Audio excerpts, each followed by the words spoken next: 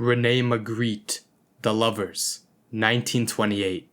Two figures share a kiss while their heads are eerily wrapped in a cloth. They embrace intimately, yet that cloth forms a barrier between them. They cannot truly see or know one another. It's a haunting image. Love and closeness are present, but genuine connection is thwarted by a veil. In Magritte's depiction, that death-like cloth keeps the lovers forever apart, unable to truly communicate. This surreal scene sets a tone for a deeper truth about our lives. Many of us also live behind veils and masks, longing for connection while hiding our true faces. We all wear masks of one form or another, not literal masks of fabric, but the personas and facades we show to the world. From a young age, we learn that being our full, unfiltered self can sometimes invite judgment or rejection. So we adjust. We hide certain parts of ourselves and present a carefully edited version instead. Just as actors in ancient Greek theater donned masks to play different roles, we too put on a metaphorical mask to navigate social roles and expectations. We pretend and perform because, deep down, we worry that who we really are might not be good enough or might not fit in. In the moment, wearing a mask can feel like a protection, a way to avoid conflict or gain approval, but over time, it can disconnect us from our own identity. Why do we wear these masks? One of our most basic human needs is to belong and be accepted. Yet many of us secretly fear that our authentic self is somehow flawed or not enough to be loved. This creates an internal conflict. The desire for acceptance clashes with the fear of rejection. To bridge that gap, we often choose to wear masks. We show the world a version of ourselves that we hope will attract praise instead of criticism. Psychologist Carl Jung even had a word for this social mask: the persona, the personality we project outward, as distinguished from our inner self.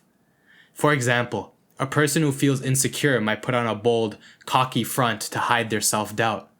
Someone who feels emotionally vulnerable might act overly cheerful and agreeable, concealing their hurt behind a smile. These masks act like a shield, protecting our sensitive core from the possibility of being judged or hurt. In today's world, the mask we wear can take many forms. We often present a mask of success and perfection, especially in public or online. Think about social media. We carefully curate our posts to show an image of a life that's always exciting or picture perfect. The right job, the right vacation, the perfect relationship, as if we have it all figured out. We hide any struggle or imperfection behind filters and smiling selfies. We do this because we want to appear successful, happy, and normal in the eyes of others. We hide behind labels and status symbols. Our real identity gets covered up by the false identity of our possessions, titles, and achievements. Likewise, in our personal interactions, we wear masks to conform to expectations. Men, for instance, might wear a mask of invulnerability, acting tough and never showing fear or sadness, because society tells them that that's being a real man. Women are often pressured to wear a mask of pleasant perfection, acting sweet or modest, hiding their true strength to avoid standing out or seeming too bossy. As one individual has noted, we all strive to please the audience, worrying about having the right appearance and saying the right lines as if life were a performance. In the process, our true thoughts and passions get muted. We become experts at appearing different than how we feel inside, all in an effort to fit the mold that others have set for us. But there is a cost to constantly wearing these masks. Each time we hide our true thoughts and feelings, we drift a little further from who we really are. Over the years, our identity can start to revolve around the act, not the actor, around the mask, not the person beneath it. We may even begin to forget what we generally feel or want, because we've been so busy being what we think others want us to be. Living behind a mask can be suffocating.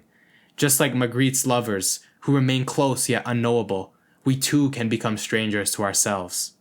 Psychology experts observe that the more we play these roles for others, the more we lose trust and confidence in our own inner voice.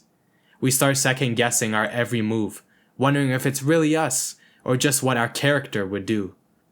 In the long run, this false life takes a toll on our well-being. We might feel anxious and frustrated, sensing that something essential is missing. life begins to lose its color and spontaneity because we're not living authentically. In fact, many people who struggle with burnout or depression find that one core issue is a feeling of being separated from their true self. It's as if their soul is crying out under the mask, saying, "I'm still here, won't you let me out?" When we ignore that cry for too long, it can manifest a deep emptiness or despair. In short, denying our true self eventually makes us feel hollow. A mask might fool the world, but it cannot fool the heart, and our heart knows when we are not being real. Fortunately, wearing a mask is not a life sentence. At some point, whether through a moment of clarity or a crisis that shakes us up, many of us reach a tipping point. We get tired of the charade. We yearn for something real. We start to ask ourselves the fundamental question: who am I, really, beneath all these roles and pretenses? This question can spark a profound journey of rediscovery. It often comes with the realization that the life we've been living isn't truly ours, that the achievements and approval we've been chasing feel hollow if we have to sacrifice our authenticity just to get them. You might recognize this moment in your own life, perhaps after living according to others' expectations for so long. It's a kind of awakening, sometimes a spiritual one, an urge to peel away the layers of pretense and reconnect with the real self inside. In psychological terms, this is the beginning of living authentically. In spiritual terms, it's like the first taste of freedom, an inner liberation from the chains of pretending. Many philosophical and spiritual teachings describe this process as a return to your true self. They often talk about the ego versus the true self. The ego, in this context, can be thought of as the mask, the collection of labels, roles, and stories we identify with.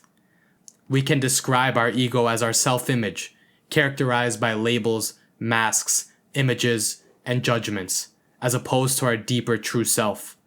When we live in the ego, we're basically living in a mask that separates us from others and even from the wider universe. But when we start shedding that ego mask, even little by little, we experience a profound shift. It's as if a weight is lifted and we can finally breathe. Beyond the ego's illusions, beyond the need to play roles, we discover what one writer called a world full of happiness, joy, creativity, and enthusiasm, the natural state of our unmasked, authentic self. This is true spiritual freedom, to no longer be chained by the need to appear as something we're not, to live in harmony with our true nature. It doesn't necessarily require renouncing all worldly ties or meditating on a mountaintop. It can begin right here in daily life, simply by choosing honesty over pretense and substance over appearance. It's the freedom of taking a full breath and knowing it's really you who is breathing, living, and feeling in that moment, not some character you've been playing. Taking off that mask is not easy. Let's just be completely honest about that for a second. We've worn our masks for so long that they often feel safer than facing the world bare-faced. After years of pretending, it can be a challenge to even know our true self, let alone show it to others. But it is possible, step by step. It begins with a commitment to honesty, first with yourself. Start by observing when and where you put on masks. Do you laugh at jokes you don't find funny just to be polite? Do you hide your true opinions about something important to you out of fear of conflict? Notice these moments without judgment. They are clues to the parts of you that are yearning to be free. Next, allow yourself small moments of vulnerability. Maybe confide in a close friend about how you really feel, or express an opinion you'd usually just keep to yourself. You might be surprising to find that when you speak from the heart, people often respond positively. Authenticity can be disarming and attractive because it's increasingly rare in a world full of filters and facades. Over time, you'll likely discover that those who truly matter in your life accept you as you are. The ones who love only your mask will fade away, and good riddance. That was never real love anyway. By living more authentically, you'll also begin to attract new people who resonate with the real you, enriching your relationships with genuine connection. Every step you take toward authenticity is a step toward freedom. You start to breathe easier. Life feels more meaningful because you are finally living as a person you are meant to be, not a character in a play. You may rediscover passions and dreams you had put on a shelf. You might find new courage to pursue what truly matters to you, whether or not it impresses anyone else. As the ancient philosopher Aristotle wisely said, knowing yourself is the beginning of all wisdom. When you dare to know yourself and be yourself, you tap into a deeper strength and peace that no approval rating can ever give you. You no longer live in fear of being found out because there is nothing false to hide. The energy that went into maintaining illusions can now go into pursuing your real goals and nurturing your well-being. The mask falls away, and with it falls a great weight from your soul. In the end, taking off the mask is about reclaiming your life. It's about saying, "This is me, with all my scars and stories, and still growing soul. I will not hide any longer." It's about finding the courage to stand in your truth, and in doing so, finding a peace that no amount of outside approval could ever bring. This act of revealing yourself is deeply empowering. It is you declaring that your self-worth is no longer in the hands of others. It resides securely within, where it always belonged. And an amazing thing happens when you live authentically. You become a light for others. Your example gives permission to those around you to drop their own masks. Authenticity is contagious. When one person shines with their true colors, it encourages everyone else to do the same, creating a ripple effect of genuine human connection. So let the masks come off. Step out of the suffocating shadows of pretense and take a deep breath of reality. Life is far too short and too precious to be spent as a stranger by yourself. Remove that veil and look in the mirror with kind eyes. There you are. That real person, with all their imperfections and gifts, is more than enough. In fact, that authentic you is what the world truly needs, and what you truly need to finally feel free. So I leave you with this question to ask yourself. Isn't it time to take off the mask and finally come home to yourself?